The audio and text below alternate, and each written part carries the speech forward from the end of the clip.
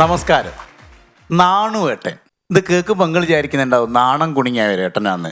നാട്ടറാൻ പറഞ്ഞൊരു നാണമില്ലാത്ത കിളവൻ. 80 പ്രായമുണ്ട്. നാട്ടും പുറത്തുള്ള എല്ലാ പ്രശ്നങ്ങളിലും മൂപ്പര് പോയി ഇടപെടും. അവസാനം പോയി കലാശിക്കുക അബദ്ധത്തിലാണ്. എന്ത് പ്രശ്നം ഉണ്ടായാലും അത് മൂപ്പര് ഇടപെടും. എന്നിട്ട് ബിരിയാണിയിൽ തലനാറ് കുടുങ്ങിയ പോലെയാ. ഒരു ഉപകാരമായിട്ട് ഉണ്ടാകില്ല, വെറുതെ ചൊറഞ്ഞിങ്ങനെ കളിക്കും. ഇങ്ങനത്തെ ഒരാളാണ് ഈ നാണുവേട്ടൻ. അബദ്ധങ്ങൾ മാത്രം വന്ന് പെടുന്നതുകൊണ്ട് നാട്ടിലെ ചെക്കന്മാർ മൂപ്പർക്ക് നല്ലൊരു പേരും ചാർത്തി കൊടുക്കും, അബദ്ധേഷ് കുമാർ. എവിടെ പോയാലും അബദ്ധങ്ങൾ മാത്രം. അപ്പൊ ഇയാളെ നാണുവേട്ടന് പറ്റിയ 1-2 അബദ്ധങ്ങളാണ് ഞാൻ പറയാൻ പോകുന്നത്. നോക്കാം. ഒരു ദിവസവും നാണുവേട്ടൻ്റെ പൊരേൻ്റെ തൊട്ടപ്പുറത്ത് മൂപ്പര് അയൽവാസിയാണ് കുഞ്ഞിരാമേട്ടൻ. കുഞ്ഞിരാമേട്ടൻ കാണാൻ നാണുവേട്ടൻ്റെ വീണ്ടെടുത്തേക്ക് കയറിയിരുന്നു. ആണോ, നമുക്ക് 10-55 വയസ്സായില്ലേ, രാവിലെ ഒരു 10-12 കിലോമീറ്റർ നടക്കുന്നത് നല്ലതാ. ഈ ഷുഗറും പ്രഷറും ഒക്കെ ഉണ്ട്, അങ്ങ് കുറഞ്ഞു പോട്ടെ. അപ്പൊ നാണുവേട്ടൻ ചോദിച്ച്, മെളത്തിരി ആളുണ്ടോ? അത് താഴത്തെ പറമ്പിലെ കുമാരനുണ്ട്, പിന്നെ പോത്തലാട്ട നാരായണനുണ്ട്. അപ്പോൾ എത്ര ആൾക്കാരുണ്ട്? 10-25 ആൾക്കാരുണ്ടോ. എത്ര ആൾക്കാരുടെ നടക്കണോ? നമുക്കൊരു ടെമ്പോ ട്രാവലിൽ വിളിച്ചാൽ പോരെന്ന്. നാണുവേട്ടൻ ഇതാണ് മൂപ്പരൊരു അവസ്ഥ. മൂപ്പരെ മോളെ കല്യാണം പറയാൻ വേണ്ടിക്കൊണ്ട് ഒരു വീട്ടിലേക്ക് പോവാം. അപ്പൊ അങ്ങനെ സ്റ്റെപ്പ് കയറി മുറ്റത്തേക്ക് കയറണം. അപ്പൊ നോക്കുന്ന ആടുന്നുണ്ട്, ഒരു നായ് കുരയ്ക്കുന്ന ഒച്ച മൂപ്പര് കേൾക്കുന്നുണ്ട്. അപ്പം ചോദിച്ച്, നായ് കടിക്കോ?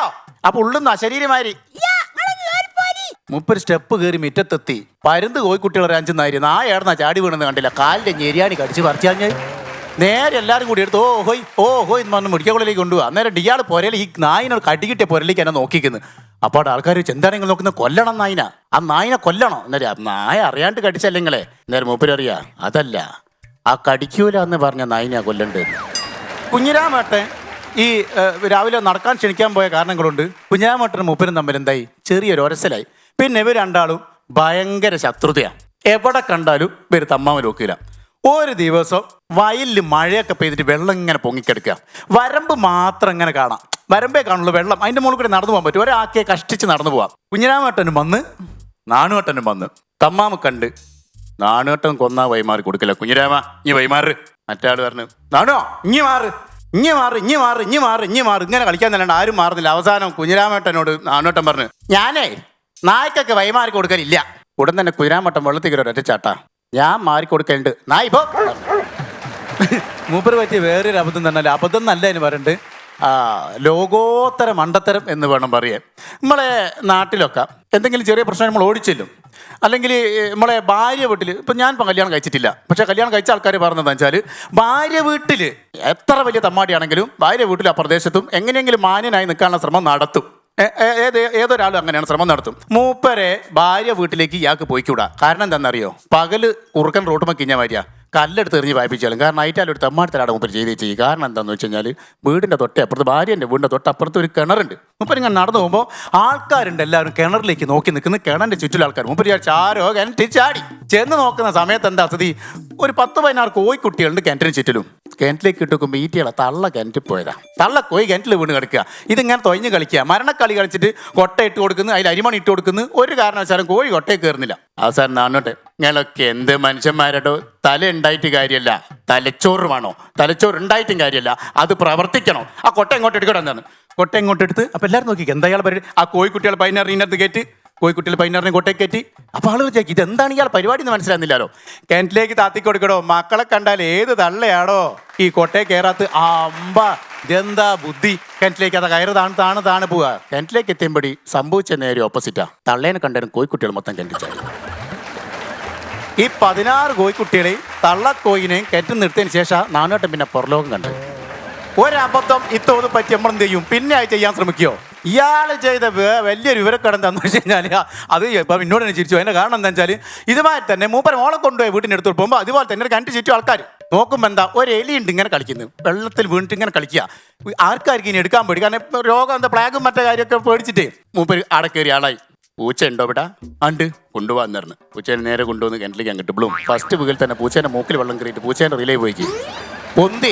ജീവശ്വാസത്തിന് വേണ്ടി പൂച്ച ശ്വാസം വലിക്കുക, കിണറ്റിലേക്ക് താണുക. അപ്പം മൂപ്പര് മേലേന്ന് ആണ്ട് പിടിക്ക് പൂച്ചേ, ആണ്ട് പിടി, പിടിക്കിങ്ങോട്ട്. പൂച്ച ജീവൻ മരണ കളി കളിക്കുക കിണറ്റിന്ന്. 15 മിനിറ്റ് കഴിഞ്ഞപ്പോൾ പൂച്ച വെള്ളത്തിൻ്റെ മോള് പൊന്തി വന്നു. രണ്ടിനെയും കാണുമ്പോൾ പൂച്ച പതുക്കെ പൊന്തി വന്നു, വയറൊക്കെ വീർത്ത്. നേരെ നാണോട്ടം പറയുക, എലീനെ പിടിച്ചു മുണുങ്ങി ഇനി മലന്ന് കിടന്ന് നീന്തി തുടിക്കാനുള്ള പരിപാടിയാണ്. ചത്ത് പൊന്തിയതാ പാവം. ഇതുപോലെ ഒരു ദിവസം പണ്ടൊക്കെ ഈ ബസ്സിൽ യാത്ര ചെയ്യുന്ന സമയത്ത് ഈ 50 പൈസയൊക്കെ ബാക്കി അല്ലേ, 50 പൈസയൊക്കെ ബാക്കിയില്ല. ചില വയസ്സന്മാർ വേണ്ട, നിങ്ങളൊക്കെ കേട്ടിട്ടുണ്ടാവും, വയസ്സന്മാർ ഏറ്റവും കൂടുതൽ കച്ചറ ഉണ്ടാക്കുക. അപ്പം ബസ്സിൻ്റെ അകത്ത് മൂപ്പര് നാണേട്ടൻ ഇങ്ങനെ യാത്ര ചെയ്യുന്ന മൂപ്പര് 50 പൈസ കണ്ടക്ടർ ബാക്കി കൊടുക്കാൻ. നാണേട്ടൻ്റെ സ്വഭാവം അല്ലേ, ഇങ്ങെന്താടാ മനസ്സിലാക്കി 50 പൈസ ബാക്കി തന്നെങ്കിൽ എൻ്റെ സ്വഭാവം എനിക്ക് മനസ്സിലാക്കി കൊണ്ടുപോകണം 50 പൈസ. കണ്ടക്ടർ അടുത്ത് സത്യം പറഞ്ഞാൽ 5 പൈസയല്ല ചില്ലറ, പിന്നെയല്ല 50 പൈസ കൊടുക്കുക. അല്ലേ ഏട്ടാ എൻ്റെ അടുത്ത് ഇല്ലേട്ടാ, അതൊന്നും എനിക്ക് പറഞ്ഞിട്ട് കേൾക്കേണ്ട, ഒരു 50 പൈസേൻ്റെ വില എനിക്ക് മനസ്സിലാക്കി, എനിക്ക് കിട്ടിയില്ല, എന്നെ വെറുതെ വിടില്ലാന്ന്. ആ കാലഘട്ടങ്ങളിൽ പ്രൈവറ്റ് ബസ്സുകളൊക്കെ പോലീസ് സ്റ്റേഷൻ്റെ മുമ്പ് കൂടെ പോകുന്ന സമയത്ത് കണ്ടക്ടർ ഓടി പോയിട്ട് സൈൻ ചെയ്ത് പേരും ബസ്സിൻ നമ്പർ ഇതിൽ തിരിച്ച് ബസ് കയറും.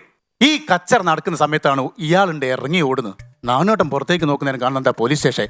ഇറങ്ങി ഓടിയില്ലേ കണ്ടക്ടർ വയ്യെ തന്നെ, പോയി കാല് പിടിച്ച് 50 പൈസേൻ്റെ പ്രശ്നത്തിന് നിങ്ങൾ എൻ്റെ പേരിൽ കേസ് കൊടുക്കരുത് പ്ലീസ്. ഇത് കഴിഞ്ഞ് യാത്രയ്ക്ക് ഉറക്കം വരുന്നില്ല. എന്താ ഉറക്കം വരാത്തത്?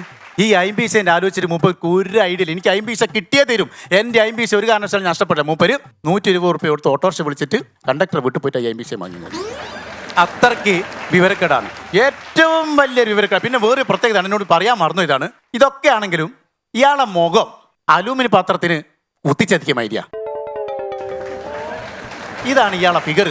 കൈയിലിരിപ്പ് ശരിയിലായിട്ട് അവിടെ നിന്ന് കിട്ടിയതാണോ എന്ന് എനിക്കറിയില്ല. എനിക്ക് തോന്നുന്നത് ഏകദേശം എവിടുന്നോ കയ്യിലിരിപ്പ് ശരിയിലായിട്ട് അങ്ങനെ ആളുകൾ കൊടുത്തൊരു അടയാളമാണ് മുഖം.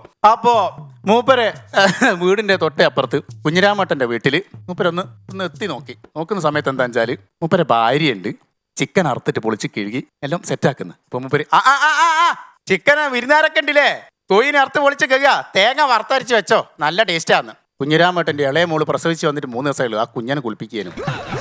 കുഞ്ഞിരാമേട്ടൻ്റെ നാട്ടുകാരും വീട്ടുകാരും സർവത്ര ആൾക്കാരും ഓടിച്ചിട്ടടിയ വയലിൽ കൂടെയുള്ള ഓട്ടം. അന്നൊരു ഉപകാരം ഉണ്ടായി, ഇങ്ങനെയുള്ള മൂപ്പര മുഖോ നേരെയായി കിട്ടി.